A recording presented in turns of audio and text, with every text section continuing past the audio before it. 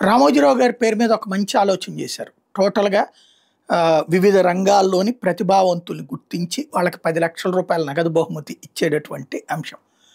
7గురికి ఏడాది ఇచ్చారు. రామోజీరావు గారంటే ఉన్న అభిమానం అనాలా? లేకపోతే ఈనాడు సంస్థల కోసం ప్రాణాలు పెట్టేటటువంటి వివిధ నాయకులు అనాలా? నిన్న అటెండ్ అయినటువంటిది చూస్తే వాళ్ళ స్ట్రక్చర్, వాళ్ళ స్ట్రేచర్ రామోజీరావు గారి మరణం తర్వాత కూడా తగ్గలేదు. ఎందుకంటే 2 తెలుగు రాష్ట్రాల ముఖ్యమంత్రులు అటెండ్ అయ్యారు. వాస్తవంగా ఇంతకుముందు ఒక స్ట్రగుల్ ఫేస్ చేశారు. 2 రాష్ట్రాల ముఖ్యమంత్రులు కూడా అప్పుడు జగన్ అయినా, కేసీఆర్ అయినా వీళ్ళ మాట విని వీళ్ళ మాట ప్రకారం ఒదిగి ఉండేవాళ్ళు కాదు, ధిక్కరించేది. అలా కాకుండా వీళ్ళు చెప్పినట్టు నడుచుకునేటటువంటి వాళ్ళు, లేదా వాళ్ళకి గౌరవిస్తూ సాగేటటువంటి ముఖ్యమంత్రులు ఇప్పుడు ఇద్దరు కూడా రేవంత్ రెడ్డి, చంద్రబాబు. ఆ ఇద్దరు కూడా హాజరయ్యారు.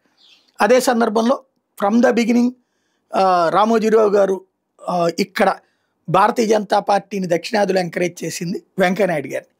ఆయన ఉపరాష్ట్రపతి దాకా వెళ్ళడం వెనకాల ఈనాడు చాలా సహకరించినటువంటి. ఇప్పుడు ఆయన కూడా అటెండ్ అయ్యారు. ఈ మధ్యన ఆంధ్రప్రదేశ్కి సంబంధించిన కార్యక్రమాల్లో తరచూ పాల్గొంటున్నటువంటి వ్యక్తి ఉపరాష్ట్రపతి రాధాకృష్ణన్. రాధాకృష్ణన్కి వెంకయ్యనాయుడు గారికి సాన్నిహిత్యం ఉండటం, రాధాకృష్ణ గారు మన తమిళనాడుకి సంబంధించిన వ్యక్తే కావడం, ఆయనకి తెలుగు గురించి కూడా పూర్తి అవగాహన ఉండటంతో ఆయన తరచూ అనేక కార్యక్రమాలకి, ఈవెన్ నిన్నగాక మొన్న సిఐ సదస్సు కూడా ఆయనే గెస్ట్ అనమాట. అట్లాగే ఆయన అటెండ్ అయ్యారు. అట్లాగే మన తెలుగువాడే ఈ సుప్రీంకోర్టు చీఫ్ జస్టిస్ స్థాయి దాకా వెళ్ళినటువంటి జస్టిస్ ఎన్వి రమణ గారు హాజరయ్యారు.